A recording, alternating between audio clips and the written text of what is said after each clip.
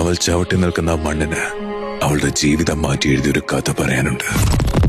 അങ്ങനെ ശരീരത്തെ നോവിച്ച കൊടുംചൂടിന് മേലെ കാർമേഘം മെല്ലെ മൂടി തുടങ്ങി.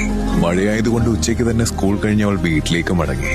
ചെറിയ ചാത്തൽ മഴയിൽ വീട്ടിലെത്തിയ അമ്മു കുളിച്ച് വേഷം മാറി വന്ന് ആദ്യം പരതിയത് മറ്റെവിടേക്കും ആയിരുന്നില്ല. അമ്മ രാവിലെ കെട്ടി സ്കൂളിലേക്ക് കൊടുത്തുവിട്ട നാടൻ പൊതിച്ചോറിലേക്കാ. ഇല തുറന്നപ്പോഴേക്കും ചക്കിലാട്ടിയ വെളിച്ചെണ്ണ തൊട്ടുപോയിട്ട് ഇലയിലെ ആ കറികളുടെ മണം അവിടെ ആകെ പടർന്നു. മാങ്ങയും വറ്റൽമുളകും ചതച്ചരച്ച് എരിവുള്ള ചമ്മന്തിയും നല്ല പുളിയുള്ള കടുമാങ്ങാച്ചാറും കൂടെ ആ തേങ്ങയരച്ച പയറുപ്പേരിയും ചോറും മെല്ലെ ഇളക്കി ചേർത്തപ്പോഴാണ്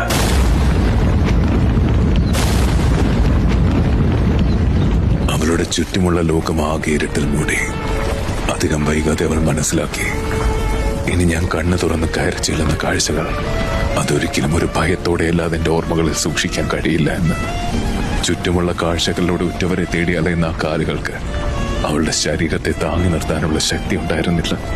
മുന്നിൽ വേദന കൊണ്ട് കരയുന്ന ഉറ്റവരെ നോക്കി നിസ്സഹായായി മാത്രം നിൽക്കാൻ വിധിക്കപ്പെട്ട അവളുടെ മനസ്സിന്റെ ആ വേദനയാണ് വർഷങ്ങൾക്കിപ്പുറം ഇന്ന് അവൾക്ക് ആതുര സേവനത്തിന്റെ കുപ്പായം ചാർത്തിയത്.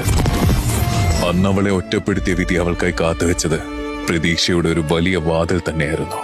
ഒരുപാട് സഹായങ്ങളിലൂടെ അവൾ വീണ്ടും പഠിക്കുവാനായി എത്തിയത് ഒരിക്കലും ഒരു ചെറിയ ഇടത്തേക്കായിരുന്നില്ല. കാരണം അവൾക്ക് ഉയരേണ്ടത് അത്രയും വലിയൊരു ലക്ഷ്യത്തിലേക്കാണ്.